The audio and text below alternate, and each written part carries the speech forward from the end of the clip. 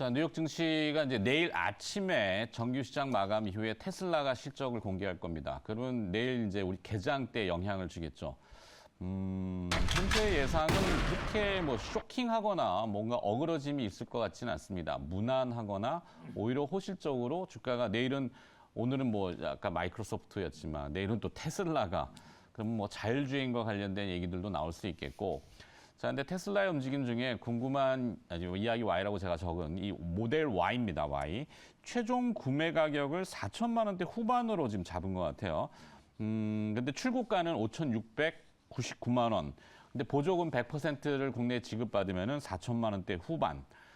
전기차에 관심이 있는 분들, 그리고 또 전기차의 일부 테슬라에 관심이 있었던 분들은 구매 의사가 분명히 충족되지 않을까? 사실은 제가 좀 그렇거든요.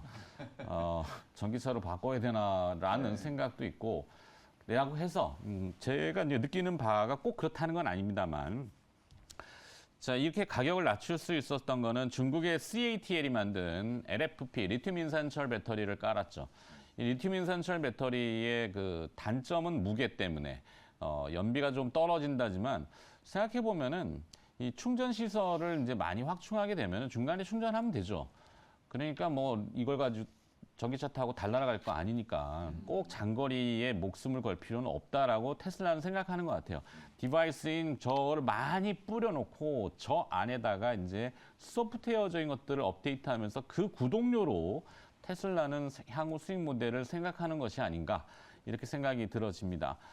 자, 그러면 국내 완성차 업체들이 이제 발등에 불이 떨어졌죠. 저기서 가격을 낮춰버리니까 그럼 경쟁하려면 같이 가격을 낮추든지 쉽지는 않아요.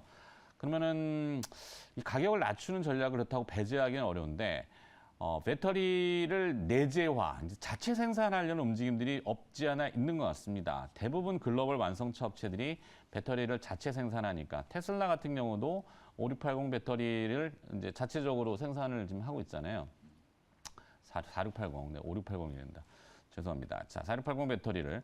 그러면 국내 현대차도 아마 배터리 직접 생산 내재화와 더불어서 그러면 LFP 리튬 인산철로 같이 경쟁할 거냐? 이건 아닐 것 같아요. 오히려 차별화를 둬서 삼성이 늘 그랬던 것처럼 초격차를 벌리기 위한 오히려 기술 개발에 박차를 가하지 않을까? 그게 바로 이제 차세대 배터리인 전고체 배터리고 중간 단계인 반고체 배터리. 반고체 배터리는 리튬 메탈 배터리라고도 명명하고 있더군요. 실제 개발을 하고 있는 것 같아요. 미국에서 개발을 하고 있고 2025년도에 아마 제품들이 좀 나올 것 같다라는 보도들이 흘러나오고 있습니다. 이 반고체 배터리는 리튬이온 배터리보다는 약간 주행거리가 30% 이상 길고 뭐 12분 만에 한 90%는 완충할 수 있는 고속 충전이 가능한 그런 장점을 가지고 있죠. 그럼 이 장비가 어떤 게 쓰일까? 아직까지는 장비가 구체화되지는 않았는데 탑 머티리얼의 장비들 얘기들이 시장에서 많이 얘기가 오가고 있는 것 같습니다. 그래서 약간 뇌피셜이긴 한데 충분히 가능성이 있을 것 같다라는 생각으로 탑 머티리얼을 좀 선정해 봤습니다. 자, 이호근 매니저는 그러니까 어제 뭐 에코 프로 이벤트가 있었죠. 대단한 이벤트. 네네. 외국인이 순매수했다고 하지만 쇼트 퀴즈, 공매도 친 거 다 손절, 다는 아니겠지만 네네. 많이 손절하고 하여튼 90만 줄 넘게 샀어요, 어제 에코프로 이게 BM. 이제 한 못 종목만. 견딘 거죠. 하여튼 네. 그건 이따가 다시 풀어보고. 네. 자, 네, 모델 Y.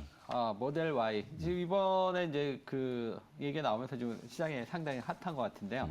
일단은 테슬라가 이렇게 이제 가격 인하를 할 수 있었던 거는 결국 그 LFP 이 배터리 때문이지 않냐. 그러니까 그만큼 이제 가격적인 측면에서 LFP 배터리가 좀 그 강점을 갖고 있는 것 같습니다. 그러니까 네. 이제 이번에 이제 한 번 충전으로 350km 이렇게 이제 간다고 하니까 사실 이제 미국이나 유럽 같은 데서는 이 350km 정도면 부족할 수 있겠지만 우리나라에서는 뭐 이 정도면 충분히 부족하지 않지 않냐. 결국 이제 LFP 탑 머티리얼은 이용 네. 매니저가 7월 13일인가? 예, 그때 아마 한번 하시죠. 했었죠. 네. 예. 그 이따가 이제 요거 한번 또 말씀드릴 건데 음. 전체적으로 이제 그렇다 보니까 아무래도 LFP 배터리에 대한 수요 어느 정도는 좀 시장이 있을 것 같아요. 네. 왜냐하면 뭐 우리가 이제 동네나 아니면 이렇게 서울 뭐 이런 데 다닐 때 뭐 굳이 뭐 그 비싸게 그 배터리 좋은 걸 써서 뭐 이렇게 할 필요는 없지 않냐 이렇게 보여지고요. 물론 이제 향후에 이제 전고체 배터리 뭐 이런 부분 얘기는 있고 하지만 아직 이제 전고체 배터리가 이제 대중화되기 전까지는 LF 배터리가 어느 정도 시장 점유율을 좀 가지고 있을 것 같고, 이 부분에 대해서 좀 긍정적으로 보는 이유는 일단은 이제 이 배터리에 대한 특허를 CATL이 많이 가지고 있었죠. 근데 이제 중요 핵심 부분이 이제 거의 특허가 만료가 됐고, 그리고 최근에 이제 LG 에너지 솔루션이라던가 SK온이 이 LF 배터리 개발을 한 걸로 알고 있습니다. 그러면서 아무래도 이 수요, 그러니까 이제 모든 전기차가 다 고급화될 필요는 없으니까 이런 수요들이 어느 정도 만들어지면 결국 이제 나갈 수밖에 없을 것 같고, 그렇다면 이 아무래도 이제 가격을 낮출 수 있는 이 LF 배터리에 대해서 국내에서도 좀 많은 필요가 있지 않을까 이렇게 보고 있고요. 최근에 이제 LFP 배터리 관련해서 이제 계속 수혜주로 부각되는 게 뭐 첨보, LNF 뭐 이런 종목들이 좀 있더라고요. 근데 저는 여기서 KPS 한번 준비해봤습니다. 연결로? KPS 연결로. KPS 같은 경우는 이제 지금 현재 뭐 주가의 흐름은 그렇게 좀 지지부진하고, 어떻게 보면 이제 아직 그 LFP 배터리랑 무슨 관련이 있나 뭐 이렇게 좀 연관을 못 지을 수도 있는데, 이 회사가 지금 LFP 배터리 관련해서 폐배터리 리사이클링 사업을 좀 준비 중에 있습니다. 그래서 아무래도 이제 LFP 배터리가 많이 사용이 되고, 어제 같은 경우도 이제 세비캠이라든가 성일 하이텍이 초강세를 보였는데, 이러한 그 LFP 배터리의 이제 전문적인 폐배터리 사업으로 가게 된다면 좀 나름 좀 어느 정도 좀 특화된 이런 부분도 있지 않을까. KPS가 이제 LFP 배터리랑 좀 우리가 연관을 짓지 어렵게 보는 이유는, 이 회사가 이제 OLED 마스크 인장기 업체예요. 예, 그러다 보니까 이제 OLED 쪽으로 우리가 분류를 하는데, 이 회사가 이제 리사이클링 사업을 하는 자회사를 하나 인수했고, 최근에 이제 정부가 국채 기관하고 이제 출연한 기관하고 공동으로 지금 기술 개발하고 사업화를 지금 진행 중에 있습니다. 그래서 앞으로 이제 LF 배터리가 이제 대중화가 되면 이 회사 역시 좀 주목받을 수 있는 종목이 아닌가. 그래서 오늘 연간 종목으로 KPS 한번 말씀드리도록 하겠습니다. 네. 자, 이제 시장이 선택을 하겠죠. 중국의 CATL의 LFP 배터리의 가격을 등에 업고 모델 Y가 인하했는데, 그럼 우리도 LFP 관련주로 볼 거냐?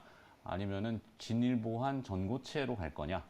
LFP 관련주라고 하면 몇 가지들이 이제 시장에 정리가 되잖아요. 뭐 EG라는 기업도 있고. 근데 주가 반응이 어제 없는 걸 봤을 때는 저는 후퇴하는 것보다는, 중국이 그 LFP를 선택한 이유는 사실 3원계 양극재 배터리 가다 보니까 이게 자꾸 특허에 다 걸리잖아요. 그렇죠. 파나소닉이나 뭐 LG 엔솔이나 이런 데 다 걸리니까, 야, 우리는 LFP를 가. 이렇게 깔아버린 건데, 일단은 성공해서 양쪽으로는. 사실 이제 배터리 산업 자체가 계속 이제 좀 고도화되고 있는 상태고, 실제로 이제 단순히 에너지의 어떤 밀도만 가지고 비교 분석을 해봤을 때는 당연히 이제 3원가의 배터리가 이제 앞서지만, 뭐 LFP 배터리도 지금 계속 이제 무게를 또 낮추기 위해서 차량 경량화 이슈도 이제 계속 대두가 좀 되고 있는 상태잖아요. 그런 부분들을 이제 감안하면, 우리가 이제 자동차가 다 이제 목적에 맞게 이제 자동차를 좀 타기 때문에, 미국은 땅덩어리가 넓기 때문에 이제 픽업 트럭이 이제 많이 타는 거. 우리나라는 세단을 좋아하시다가 요즘에는 이제 캠핑이나 이런 것들이 이제 막 열풍을 부니까 SUV라든지 우리나라에서는 이제 픽업 트럭이 또 많이 좀 판매가 좀 되고 있잖아요. 그리고 예전에 한때 우리 또 경차가 여러 가지 이제 경제적 효용성 때문에 이제 많이 또 소비가 좀 됐었던 것처럼, 실제로 이제 전기차도 그런 목적에 맞게 이제 만들면 된다라고 보거든요.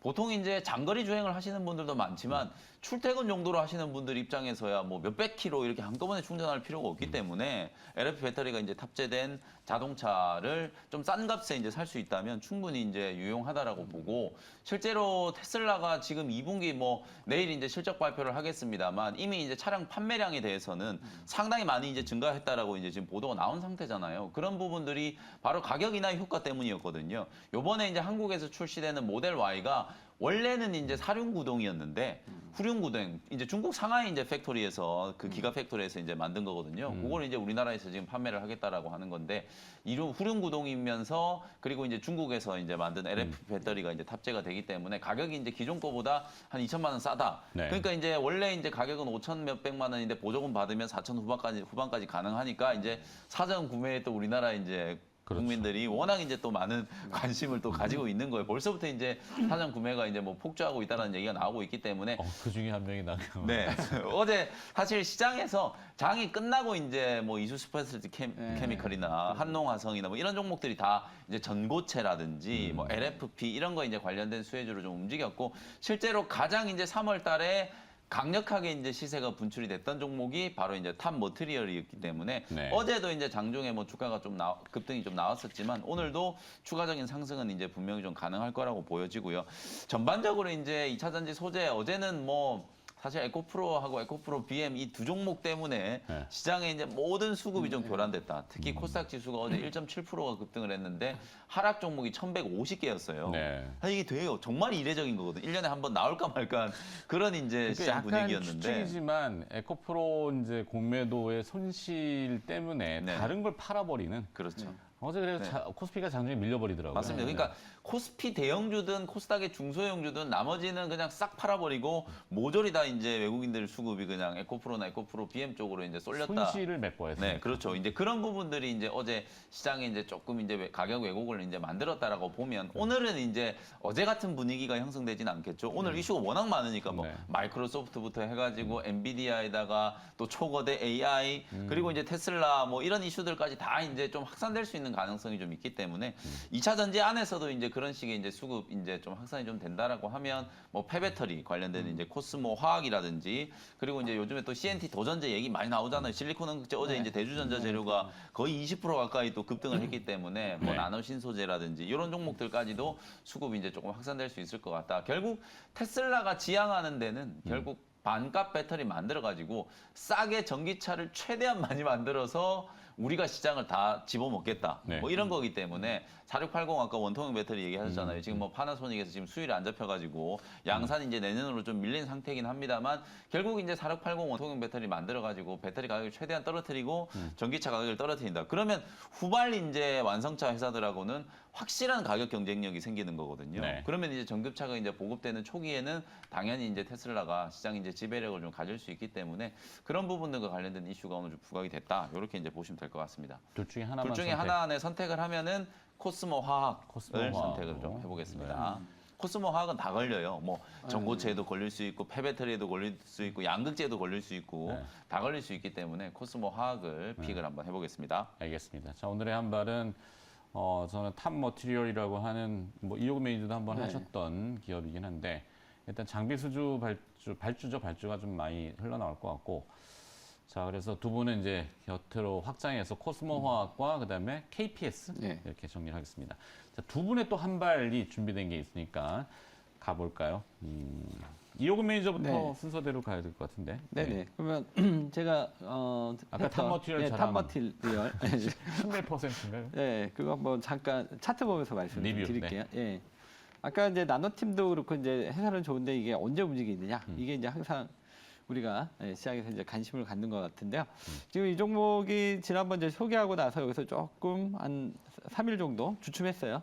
아무래도 왜냐하면 이 앞에 그 매물대나 뭐 이 소화해야 되는 이 매물들이 있다 보니까 요 매물 소화를 마치고 어제 이제 돌파가 됐고요. 근데 이제 여기 돌파가 됐다 해서 이제 완전히 끝난 건 아닌 것 같고 마지막으로 한 번 더 우리가 이제 돌파해야 되는 자리가 있는 것 같습니다. 그래서 요거만 이제 넘어가면 지금 탑마티리얼즈 같은 경우는 뭐 아까 우리가 앞에서도 얘기했지만 상당히 좀 전망성이 좋기 때문에 이 자리가 돌파되면 이제 신고가 흐름으로 한번 급등 흐름도 나올 수 있지 않을까 이렇게 보고 이 종목은 계속 보유 전략하고 목표가는 좀 더 높게 가는 게 좋을 것 같아요. 한 10만 원 가까이.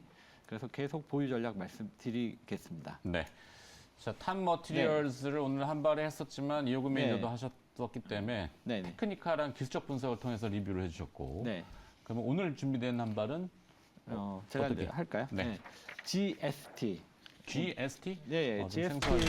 요게 이제 반도체 장비. 네. 아마 GST가 이제 반도체 장비 쪽에서 이제 하는 역할이 뭐냐면 이제 스크러버, 그다음에 칠러. 이게 스크러버는 이제 우리가 이제 그 반도체나 그다음에 이제 디스플레이 공정에서 이제 많은 유해가스들이 발생이 되는데 이거를 이제 정하는 장비가 스크러버인데요.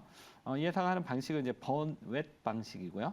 그다음에 칠러는 이제 우리가 이제 반도체나 디스플레이 공정에서 일정한 온도를 좀 유지를 해야 되는데 이 온도를 유지해 주는 방식이 이제 그 장비가 이제 칠러인데 이 회사는 이제 전기식 그 3M 같은 경우는 이제 쿨런트라고 그래가지고 이제 냉동기식 칠러가 있는데 이 회사는 이제 전기식입니다.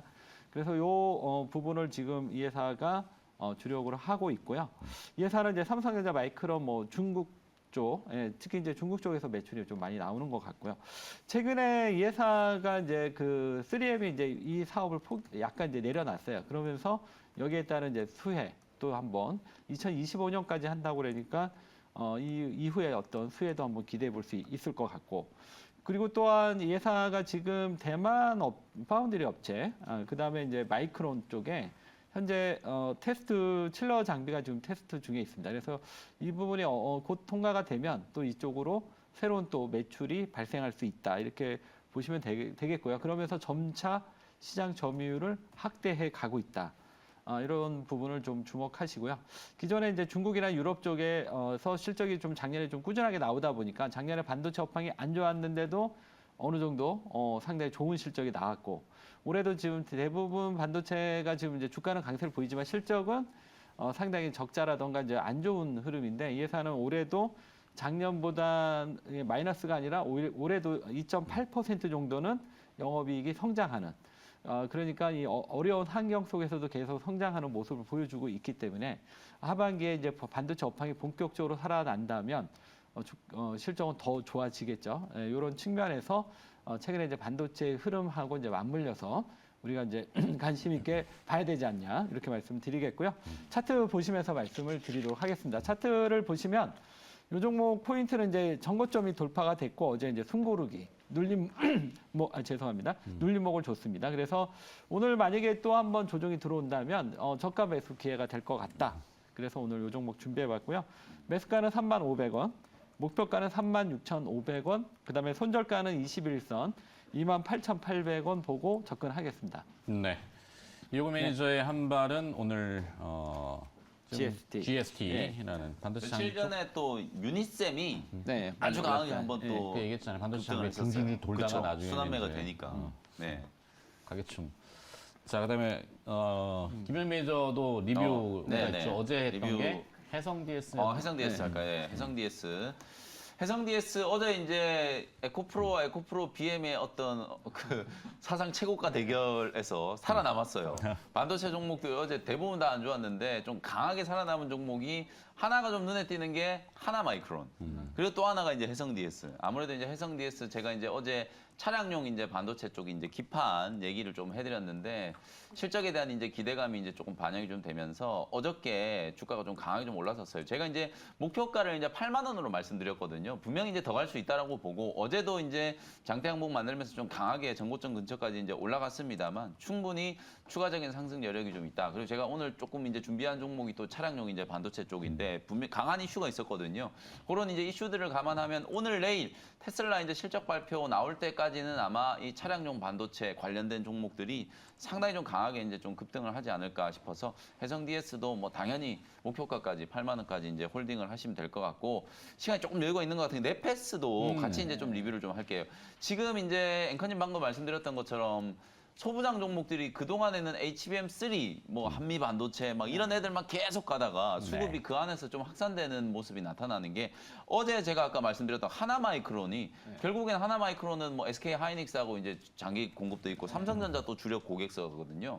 후공정에 이제 투자를 좀 많이 한다라고 이제 삼성전자가 최근에 얘기를 하다 보니까 이제 안 움직이던 하나마이크론까지 이제 급등이 나오고 있고 넷패스를 제가 이제 7월 7일 날 소개를 해드렸는데 안 움직이다가 넷패스도 지난주부터 주가가 정말 강하게 지금 급등을 하고 있거든요. 고점 대비하면 지금 17% 정도 지금 수익이 좀 기록 중인 상황인데 넷패스 이 종목도 다른 종목들에 비하면 전혀 못 움직였고 특히나 이제 어드밴스드 패키지 관련해 가지고 삼성이 이제 후공정 쪽 패키지 쪽 투자를 워낙 많이 한다라고 하니까 패키징과 관련된 이제 삼성 수혜주를 꼽는다라고 하면 또 넷패스를 또 빼놓을 수가 없거든요. 네. 넷패스도 충분히 뭐 한 26,700원 이상까지도 추가적인 이제 상승이 좀 가능하기 때문에 어디에서 뭐가 얻어 걸릴지 알 수가 없죠. 요즘 이렇게 뭐 이제 상대적으로 네. 많이 못 올라간 종목들 쪽에서도 분명히 이제 좀 기회가 있기 때문에 이런 종목들을 조금 이제 관심 있게 보시면 좋을 것 같습니다. 요즘 제가 늘 말씀드리지만 이 로또 방송 하듯이 네, 뒤에다가 이거 공 놓고 이렇게 한번 돌려야 되지 네, 않을까. 잘 찍어야 돼요. 그러니까 우리 초반에 이제 미국 주식을 투영한 한국 주식 연결을 찾잖아요. 그냥 미국 주식 하는 게 사실 제일 나을 수도 있어요. 근데 미국 주식은 좀 정직하잖아요. 네. 실적 잘 나오면 그냥 올라가고 호재 뉴스 나오면 그냥 올라가는데 우리 시장은 그것보다는 조금 더 복잡한 것 같아요. 미국의 빅테크, 빅세븐 그냥 그거 이렇게 분석해요. 네, 자, 한국 주식에 대해서 얘기해야 되는데 우리는 아직도 인덱스가 2,600이잖아요. 네, 그렇죠. 네. 자, 그건 그거고 또 기업은 기업이니까 기업을 네. 잘 찾으면 매력은 있는데 네. 이게 선택이 쉽지가 않아가지고 네. 자, 김명미 이제 오늘 한 발. 오늘 제가 이제 준비한 한 발은요, 음. 코아시아라는 종목이에요. 코아시아. 네. 어제 이제 장이 끝나고 시간에까지 다 끝나고 나서 모 언론에서 단독 보도가 있었어요.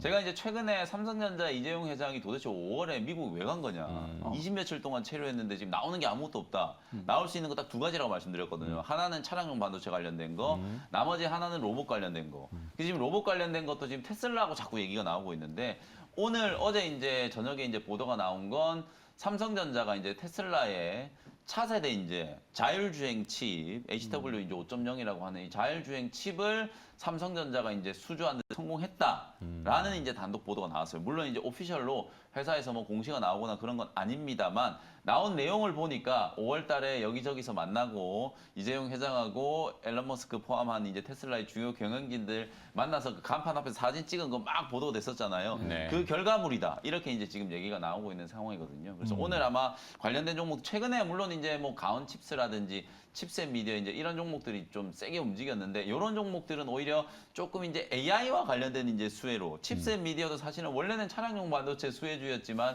최근에 NPU 얘기가 나와가지고 급등을 한 거였잖아요. 그래서 오늘 차량용 반도체 쪽에 이제 집중을 좀 해보면 코아시아라든지 네. 뭐 텔레칩스라든지 이런 종목들이 조금 더 또 주목을 좀 받을 수 있을 것 같아서 오늘 저는 이제 코아시아라는 종목을 좀 준비를 해봤고요.